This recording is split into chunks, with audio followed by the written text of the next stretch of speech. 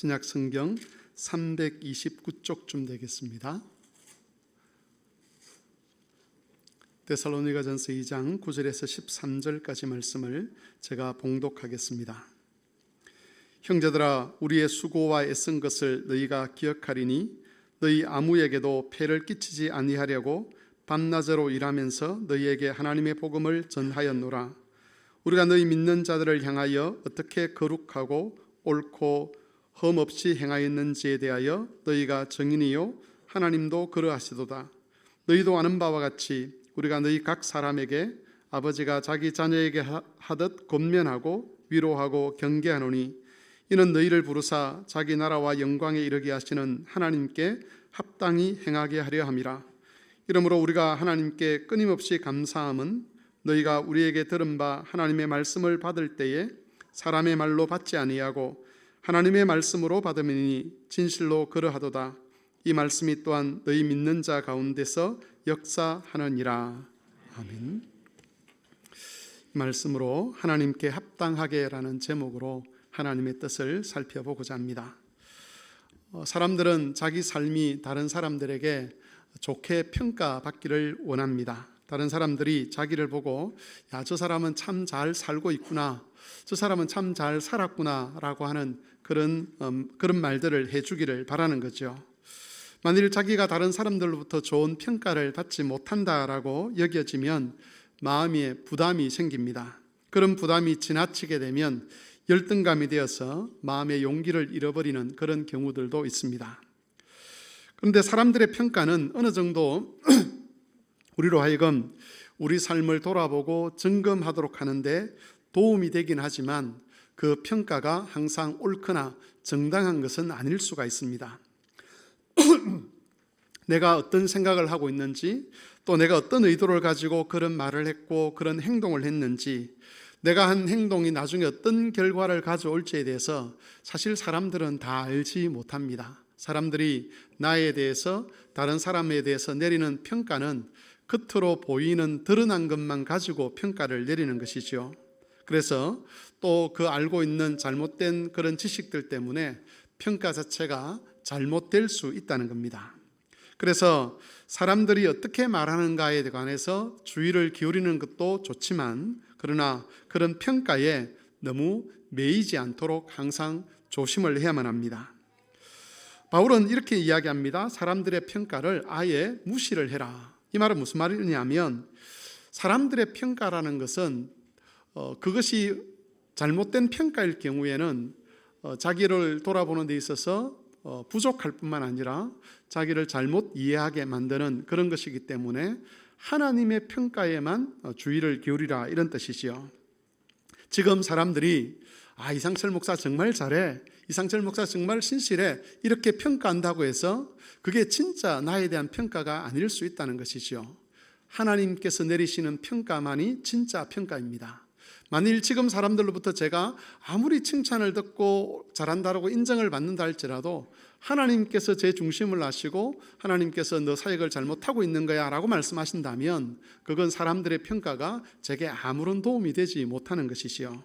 그래서 우리는 사람이 아니라 하나님께 평가받기 위해서 항상 살아가야 합니다. 하나님께 합당한 자, 하나님께 어울리는 자라는, 또는 하나님께 가치 있는 자라는 평가를 받기 위해서 살아가야 된다는 것이지요. 오늘 설교 제목은 하나님께 합당하게라는 말씀입니다. 그리고 이 말씀은 잘 아시겠지만 2024년도 우리 교회의 생활표입니다. 성도는 하나님께 합당하게 살아가야 합니다. 이 말은 사람들에게 인정받기 위해서가 아니라 하나님께 인정받는 것을 목표로 살아가야 한다는 그런 말씀입니다. 그런 삶이 때로는 사람들로부터 지지를 받게 할 수도 있지만, 때로는 사람들에게 오해를 불러일으키고 때로는 사람들로부터 멸시와 조롱을 받게 만들 수도 있습니다. 그러나 하나님께 합당하게 사는 것을 목표로 사는 사람은 나중에 하나님으로부터 영예를 덧입게 될 것입니다. 우리의 삶은 이처럼 하나님의 영광을 바라보고 하나님께 합당하게 사는 삶이 되어야 합니다. 우리의 삶이 언제나 하나님께 합당한 것이 되어야겠지만, 특별히 2024년 한 해 동안 이것을 우리 생활 표어로 삼고 주께 주실 영광을 기대하면서 이 일에 힘을 쓰는 그런 한 해가 되었으면 좋겠습니다. 오늘 본문의 말씀을 통해서 하나님께 합당하게 사는 것과 관련해서 두 가지 대지로 말씀을 전하려고 합니다. 첫 번째는 우리가 하나님께 합당하게 살 수 있도록 자기 나라와 영광에 이르게 하시는 하나님에 관한 것이고, 두 번째는 하나님께 합당하게 살기 위해서 하나님의 말씀을 하나님 말씀으로 받아야 한다는 것입니다. 먼저 우리를 자기 나라와 영광에 이르게 하시는 하나님에 관해서 말씀을 전하겠습니다. 12절을 보시면 바울은 자신의 사역의 목표가 데살로니가 교인들로 하여금 하나님께 합당하게 살도록 하는 것이다 라고 그렇게 밝히고 있습니다. 이때 하나님께 합당하다는 것은 하나님께 어울린다는 뜻이죠. 또는 하나님이 보실 때에 가치 있다라고 인정을 받는 것을 가리킵니다. 이렇게 말을 해놓고 보면 우리는 직감적으로 이것이 말이 안 되는 말이라는 것을 깨닫게 됩니다. 왜냐하면 모든 사람은 죄인이고 죄인은 하나님에게 어울릴 만한 존재가 아니기 때문이지요.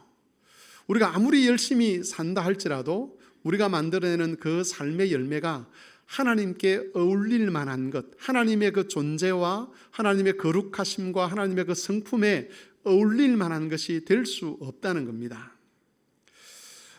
이 말씀을 로마서 3장을 보면 좀 더 분명하게 이해를 할 수가 있습니다. 로마서 3장 10절에서 18절까지 말씀을 우리 같이 한번 읽어보도록 하겠습니다. 다 같이 읽겠습니다. 기록된 바 의인은 없나니 하나도 없으며 깨닫는 자도 없고 하나님을 찾는 자도 없고 다 치우쳐 함께 무익하게 되고 선을 행하는 자는 없나니 하나도 없도다. 그들의 목구멍은 열린 무덤이요 그 혀로는 속임을 일삼으며 그 입술에는 독사의 독이 있고 그 입에는 저주와 악독이 가득하고 그 발은 피 흘리는데 빠른지라 파멸과 고생이 그 길에 있어 평강의 길을 알지 못하였고 그들의 눈앞에 하나님을 두려워함이 없느니라 함과 같으니라. 바울은 하나님으로부터 계시를 받아서 사람이 어떤 존재인가 하는 것을 여기서 잘 밝혀주고 있습니다. 의인은 없나니 하나도 없다.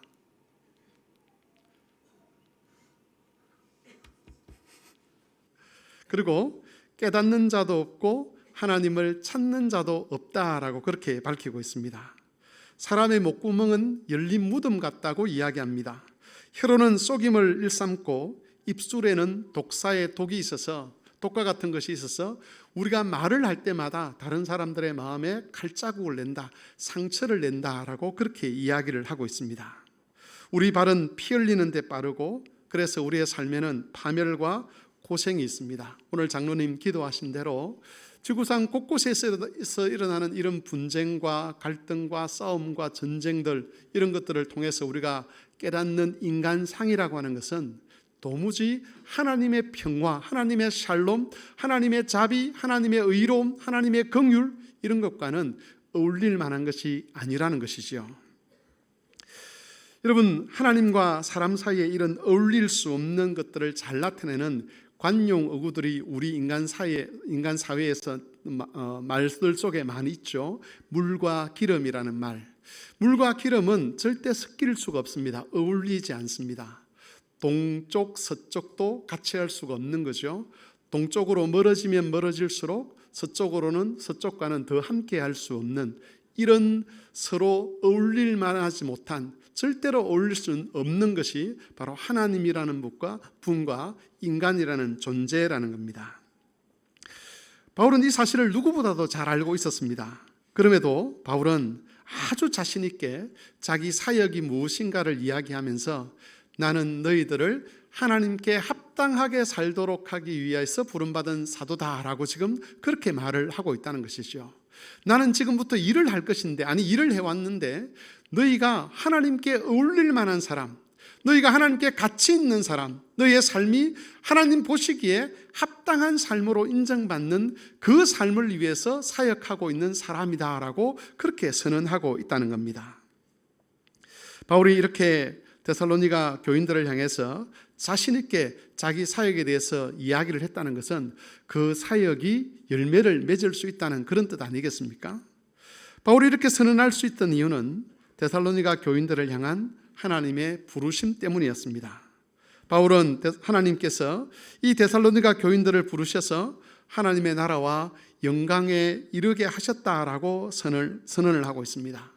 이 구절을 직역을 하면 하나님께서 데살로니가 교인들을 하나님의 나라와 영광 안으로 불러주셨다는 것이지요. 로마서 3장 23절에서는 모든 사람들이 죄를 범하여서 하나님의 영광에 이르지 못한다라고 선언을 했는데, 하나님께서 그 영광에 이를 수 없는 그 죄인들을 하나님의 나라와 영광 안으로 불러주신 것입니다. 바로 이 하나님의 부르심 때문에 데살로니가 교회 교인들은 하나님께 어울리는 사람, 하나님과 격을 같이 할 수 있는 그런 존재가 된 것입니다. 성도 여러분, 우리는 여기서 하나님께서 데살로니가 교인들 그리고 모든 믿는 자들을 부르실 때에 최종적으로 무엇을 목적으로 삼고 부르시는가를 알게 됩니다. 여러분, 이 세상에서 하나님께 어울릴 수 있는, 하나님께 합당할 수 있는 분이 딱 한 분 계시는데, 그분은 우리가 잘 알고 있는 대로 예수 그리스도입니다. 하나님께서 우리를 자기 나라와 영광 안으로 부르실 때에 하나님이 기대하시고 목적하시는 것은 우리 죄인들을 하나님께 합당하고 하나님께 잘 어울리시는 그 예수 그리스도처럼 변화되도록 하시는 것입니다. 예수 그리스도처럼 변화되도록 하시는 이것을 하나님께서 우리를 부르실 때에 하나님의 사역의 목적으로 삼고 계신다는 것이죠. 여러분, 이런 가르침은 우리가 믿음 안에서 품어야 될 꿈이 얼마나 대단한 것인가를 알게 됩니다. 우리가 자녀들을 키울 때에 그 자녀들에 대해서 어떤 기대를 가지고 양육해야 되는지, 또 교회 안에서 새 가족을 양육할 때에 어떤 기대를 가지고 양육을 해야 되는지, 구역 안에서 전도회 안에서 서로가 서로를 돌아볼 때에 어떤 기대를 가지고 교제를 해야 되는지를 알 수 있다는 것이지요. 우리의 영적 실험이라는 것은, 그 목표라는 것은 지금보다 좀 더 윤리적인 사람이 되는 것이 아닙니다. 우리가 믿지 않는 사람들보다 좀 더 착하고 좀 더 정직하고 좀 더 인정받는 사람이 되는, 그것이 하나님의 부르심의 목표는 아니라는 겁니다. 우리가 목표로 삼아야 하는 분은 예수 그리스도입니다. 우리 자신의 목표도 예수 그리스도여야 되고, 우리의 자녀들을 양육할 때 그 양육의 목표가 우리 자녀들을 예수 그리스도처럼 만들겠다는 그런 목표를 가지고 자녀를 양육해야 되고, 새신자를 양육해야 되고, 서로가 서로를 돌아보며 서로 피차 격려하고 서로 세워갈 수 있어야 하는 것입니다. 그러므로 교우 여러분, 우리의 삶을 돌아볼 때에 옆에 있는 어떤 사람과 비교하면서 자기 수준을 이야기하려고는 하지 마시기 바랍니다. 저 사람이 그랬으니 나도 이만큼 하면 되겠지라고 하는 그런 태도는 우리를 자기 나라와 영광으로 부르셔서 하나님께 합당한 자로 세우시려고 하는 이 하나님의 뜻과는 맞지 않는 것입니다.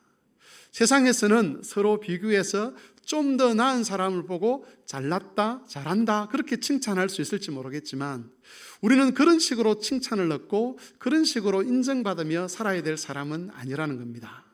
우리의 삶의 목표는, 우리의 존재의 목표는 바로 예수 그리스도입니다. 하나님께 가장 합당하게 사셨던 그분, 하나님께 가장 어울리시는 그분, 하나님의 존재와 성품에 조금도 모자람이 없고 부족함이 없는 그 예수 그리스도가 우리가 자라가야 될, 우리가 성취해야 될 삶의 목표라는 것입니다. 그리스도께서 하나님께 합당하셨던 것처럼, 또 그리스도께서 하나님께 어울리는 삶을 사셨던 것처럼 우리도 그렇게 고상하고 가치 있는 삶을 살아야 하는 것입니다. 특별히 여러분, 우리 교인들이 조심해야 될 것은 세상이 그렇다고 해서 우리가 사는 방식이 세상과 같아져서는 안 된다는 겁니다. 하나님의 나라도 알지 못하고 하나님의 영광도 알지 못하는 세상이 지금 그렇게 산다고 해서, 세상이 그렇게 흘러간다고 해서 우리도 그렇게 살아도 된다라고 말을 해서는 안 되는 것이지요.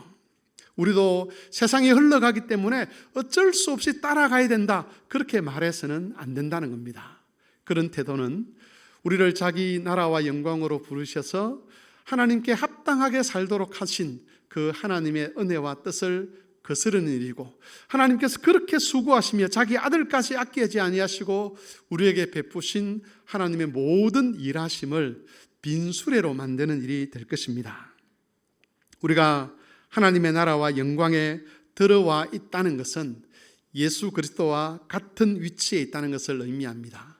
하나님은 우리를 예수 그리스도께서 계신 그 자리에 이르게 하셨습니다. 그 안으로 우리를 부르셨습니다. 그리고 이제는 그 자리에서 그리스도를 향하여 자라가도록 하셨습니다. 우리의 삶의 목표를 분명히 정하시고 하나님의 부르심에 합당한 삶의 목표로 삼고 살아가는 그런 교우들이 되실 수 있기를 바랍니다.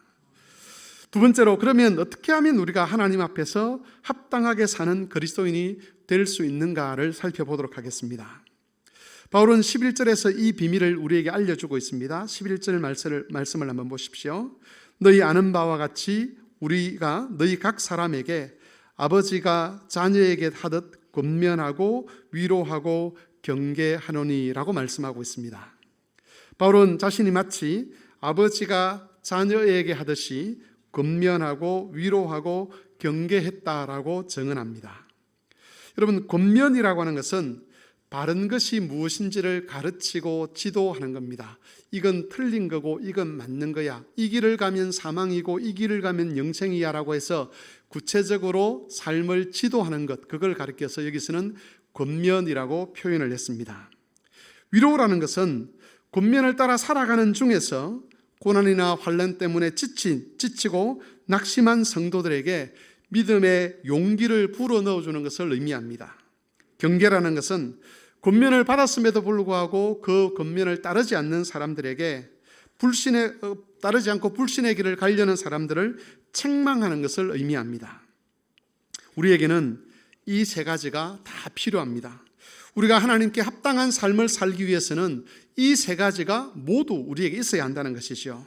우리는 바른 길에 대한 안내를 받아야만 합니다. 우리가 지금 옳다고 생각하는 것, 내가 지금 바르다고 생각하는 이것이 항상 옳은 것일 수 없음을 우리는 너무나 잘 알고 있습니다.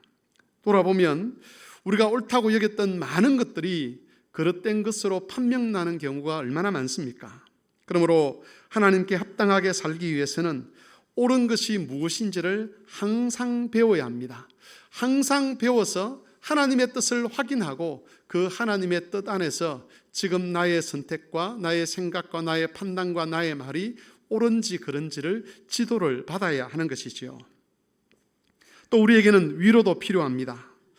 이것은 하나님께 합당하게 사는 것 때문에 우리가 고난당할 수 있음을 의미합니다.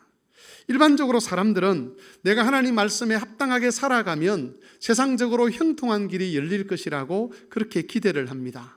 물론 하나님께서는 우리가 평화롭게 살기를 원하고 형통하게 살기를 원합니다. 하지만 세상이 악하기 때문에, 세상이 하나님의 대적자이기 때문에 우리가 하나님 편을 택하면 택할수록, 하나님께 가까워지면 가까워질수록 세상에서는 고난을 당하거나 또는 형통한 길이 막히거나 하는 그런 어려움들이 있을 수 있다는 것이죠. 하나님께 어울리는 삶을 선택하려고 하면 많은 고난을 감수해야 한다는 것이 바로 그리스도의 가르침입니다. 그럴 때 필요한 것이 위로이죠.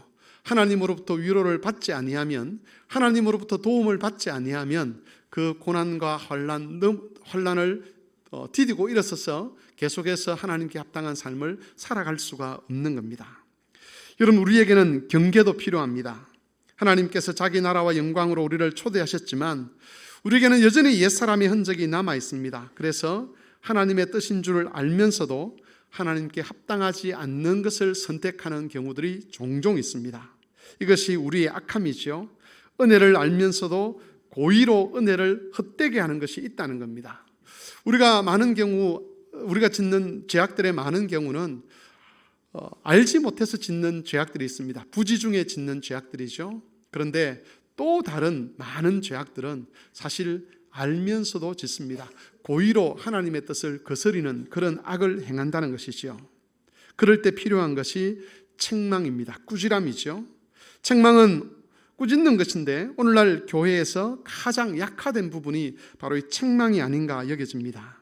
교회가 책망을 포기하게 되면 교인들이 하나님께 합당하게 사는 것도 가능하지 않게 되는 겁니다. 여러분, 우리를 자기 나라와 영광에 이르게 하신 하나님께 합당한 사람으로 만들기 위해서는 바로 이런 권면과 위로와 경계의 말씀이 모두 다 필요합니다.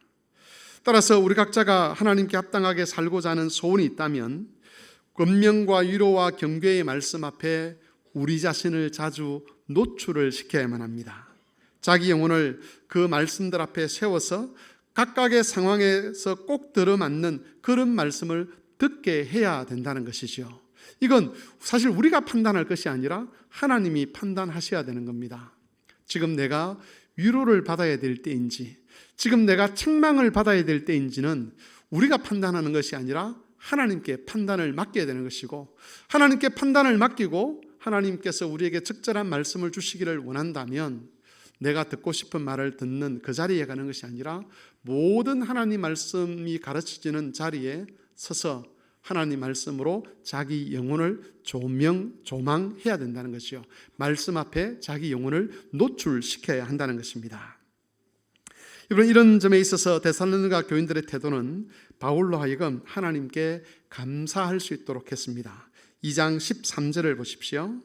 이러므로 우리가 하나님께 끊임없이 감사함은 너희가 우리에게 들은 바 하나님 말씀을 받을 때에 사람의 말로 받지 아니하고 하나님의 말씀으로 받음이니 진실로 그러하도다. 이 말씀이 또한 너희 믿는 자 가운데 역사하느니라.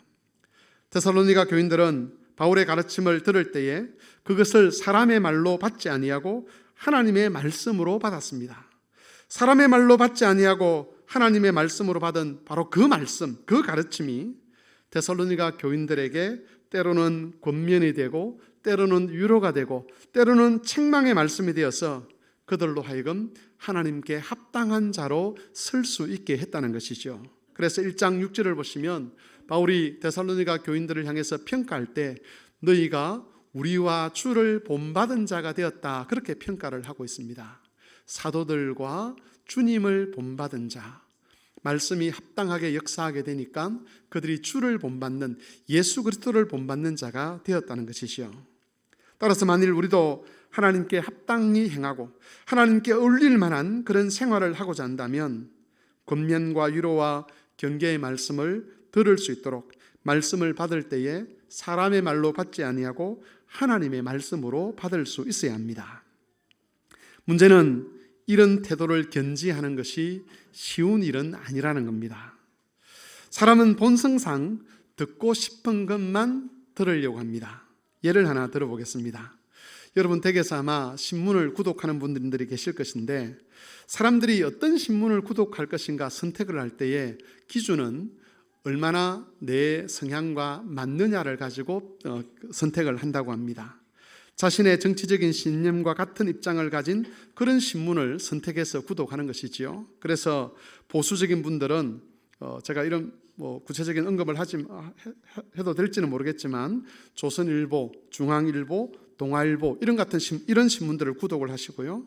진보적인 분들은 경향신문, 또 한겨레 신문 이런 것들을 구독한다고 합니다. 여러분, 사람들이 이렇게 하는 것은 신문을 보면서 자기의 신념을 지지받고 싶어 하기 때문입니다. 내가 지금 생각하고 있는 것이 옳아, 내가 생각하는 방향이 맞아라고 지지를 받기를 원한다는 겁니다.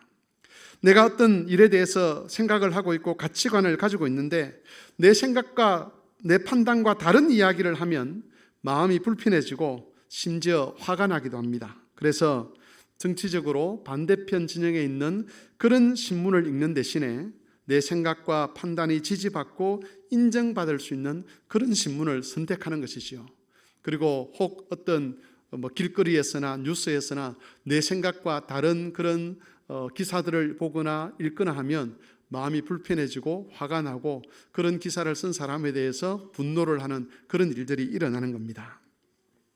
여러분, 신문은 이런 식으로 구독한다고 해서 그걸 잘못된 것이라고 말을 할 수는 없습니다. 하지만 하나님 말씀에 대해서 이런 태도를 가지고 있다면 그것은 하나님의 말씀을 하나님의 말씀으로 받는 것이 아니라 사람의 말로 받는 것이 됩니다.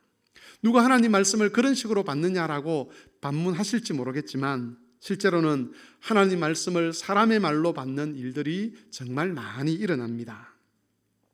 어느 교회에서 목사님이 설교를 하셨는데 그 목사님의 설교가 분명히 하나님 말씀에 근거한 것이었음에도 불구하고 자기 생각과 다른 내용이었다는 것 때문에 어떤 집사님 한 분이 전화를 걸어서 목사님에게 이런 이야기를 했습니다. 목사님, 평소에 제가 목사님을 존경했는데 오늘 하셨던 설교는 제가 못 들은 걸로 하겠습니다. 하나님께서 주신 말씀인데 자기가 생각했던 것과 다른 내용이라고 해서 전화를 걸어서 오늘 하신 말씀은 제가 못 들은 걸로 하겠습니다 라고 거절을 한다는 것은 이걸 마치 신문을 선택하듯이 하나님 말씀도 선택해서 듣겠다는 그런 태도라는 것이죠. 어느 교회에서 이전에 광화문 집회와 관련해서 그 집회가 정치적으로는 정당할 수 있지만 기독교적인 행사가 될 수 없습니다 라고 이야기를 하면서 왜 그런가에 대해서 성경의 가르침을 통해서 설교를 했습니다. 그 설교를 듣던 사람 중에 어떤 사람들은 그 설교가 성경의 가르침에 근거한 것이었음에도 불구하고 오히려 설교를 비난하기도 했다고 합니다. 여러분, 만일 어떤 설교가 어떤 가르침이 성경의 교훈에서 벗어난 것이라면 우리는 얼마든지 이의를 제기할 수 있고 또 이의를 제기를 해야만 합니다. 제가 전에도 종종 말씀을 드렸지만 이 강단에서 저를 비롯해서 우리 교육자들이 설교할 때에 하나님 말씀의 교훈에서 벗어나 있는, 하나님 말씀에 근거하지 않는 그런 설교가 만일 가르쳐졌다면, 그런 설교가 행해졌다면 여러분들은 정당하게 이의 제기를 하셔야만 합니다. 당의 장로님들에게 그 설교가 왜 그렇게 되었는지를 질문하시고 그 이야기가 당회에서 공식적으로 의제가 되어서 다루어지고 그 설교에 대해서 해명을 하든지 아니면 다시 한번 그 설교에 대해서 설명을 해서 그 설교가 하나님 말씀에서 온 것임을 증명하도록 그렇게 해야 된다는 것이죠. 설교가 하나님 말씀에서 벗어나 있는데도 불구하고 아무도 말하지 않는다는 것은 온 교회가 하나님의 말씀의 순수성을 지켜야 되는 그것들을 포기하는 것과 같은 것이지요. 목사의 설교에 시비를 걸면 안 돼. 그런 말들은 설교가 제대로 행해졌음에도 불구하고 그 설교를 듣지 않겠다는 사람들에게는 말할 수 있지만 설교가 하나님 말씀에 근거하지 않았을 때는 누구든지 이의를 제기할 수 있어야 하는 겁니다. 그러나 반대로 여러분, 그 가르침이 성경에 근거한 것이 맞다면 우리의 입장이 어떠하든지 내 생각과 맞든지 맞지 않든지 우리는 그 말씀을 들어야 되고 듣기만 하는 것이 아니라 내 생각을 고쳐야 되고 그 가르침을 받아들이고 순종해야 하는 것입니다. 그것이 바로 하나님의 말씀을 하나님 말씀으로 받는다는 말의 의미입니다. 뿐만 아니라 내가 평소에 관심이 없는 영역이라 할지라도 하나님께서 말씀하시면 우리는 그것을 힘써 듣고 거기에 반응을 해야만 합니다. 사람의 말이라면 아무리 좋은 말이라도 내가 관심이 있으면 듣고 관심이 없으면 지나쳐도 상관이 없습니다. 하지만 하나님의 말씀이라면 다른 반응을 보여야만 합니다. 들어야 되고 의지를 들여서 관심을 기울여야만 합니다. 나는 평소에 거기에 대해서 한 번도 생각해 본 적이 없으라고 할지라도 그것이 하나님의 말씀이 맞다면, 하나님의 가르침이 맞다면 내가 관심 없는 영역이라도 관심을 가지고 거기에 대한 하나님의 뜻이 무엇인지를 살펴서 그 하나님의 뜻이 교회 안에서 우리 가정에서 내 삶에서 이루어지도록 해야 한다는 것입니다. 혹 그것이 우리를 불편하게 하는 일이라 해도 적극적으로 그 일에 순종해 가야만 합니다. 성도 여러분, 이렇게 우리가 하나님 말씀을 사람의 말로 받지 아니하고 하나님의 말씀으로 받을 때에 하나님께서도 말씀을 통해서 주시겠다고 하는 은혜를 우리에게 주시는 겁니다. 우리가 하나님 말씀을 무시한다는 것은, 사람의 말로 받는다는 것은 결국 그 말씀의 주인이신 하나님을 멸시하고 조롱한다는 뜻이 되고, 하나님을 멸시하는 자들에 대해서는 하나님 역시도 멸시하십니다. 그런데 우리가 하나님을 존중하여서 하나님 말씀을 하나님 말씀으로 받을 때에 하나님께서 우리를 존중하시고 약속하신 말씀의 은혜가 우리 삶에 나타나도록 하는 것이지요. 그래서 때로는 말씀이 우리에게 권면이 되기도 하시고, 때로는 말씀이 우리에게 위로가 되기도 하시고, 때로는 말씀이 우리에게 경계가 되게 하셔서 우리로 하여금 죄인의 자리에 머물러 있는 것이 아니라 예수 그리스도의 자리까지 이르도록 하시는 겁니다. 그러므로 성도 여러분, 말씀을 듣는 일과 또한 들을 때에 하나님의 말씀으로 받는 일에 헌신하는 그런 교우들이 되시기를 바랍니다. 우리 안에 하나님께 합당하게 살고자 하는 그런 소원이 있다면 하나님이 정해주신 이 방법을 따라야만 합니다. 그래야만 목구멍은 열린 무덤 같고 혀로는 속임을 일삼고 입술에는 독사의 독을 품고 있던 우리들이 하나님의 참 형상이시오 영광의 본체이신 그 예수 그리스도를 닮아갈 수 있고 그 예수 그리스도를 닮아서 하나님께 어울리는, 하나님께 가치 있는 존재가 될 수 있는 것입니다. 말씀을 정리하겠습니다. 하나님께서는 우리가 예수 그리스도처럼 하나님께 합당하고 하나님께 어울리는 삶을 살도록 하기 위하여 우리를 자기 나라와 영광으로 초대하셨습니다. 원래는 죄인이었기 때문에 하나님의 영광에 발도 붙이지 못할, 아니 그 근처도 갈 수 없는 그런 우리들을 하나님께서 그리스도 안에서 그 영광과 나라 안으로 들어오게 하셨고, 이제는 하나님의 말씀으로 우리를 권면하고 위로하고 책망하시면서 우리로 하여금 그 그리스도를 닮도록 인도해 주십니다. 특별히 교회를 통해서 권면과 위로와 경계의 말씀을 듣게 하시는데, 말씀을 들을 때마다 사람의 말로 받지 마시고 하나님의 말씀으로 받으셔서 데살로니가 교인들처럼 주를 본받는 삶을 살아가는, 그래서 하나님으로부터 합당하다고 인정받는 모든 교우들이 되실 수 있기를 바랍니다. 주님의 말씀을 생각하며 같이 기도하겠습니다. 하나님께서는 우리 같은 우리 죄인들을 하나님의 나라와 영광 안으로 불러주셨습니다. 하나님께 합당한 그리스도처럼 우리를 세우시기 위하여 이런 은혜를 베푸셨는데, 이 은혜를 기억하고 주의 말씀을 하나님 말씀으로 잘 받고 순종함으로 머리 대신 그리스도에까지 자라가도록 하나님께 합당한 자로 인정받는 모든 교우들이 되게 해주시기를, 또 우리 자녀들이 되게 해주시기를 한 목소리로 기도하겠습니다.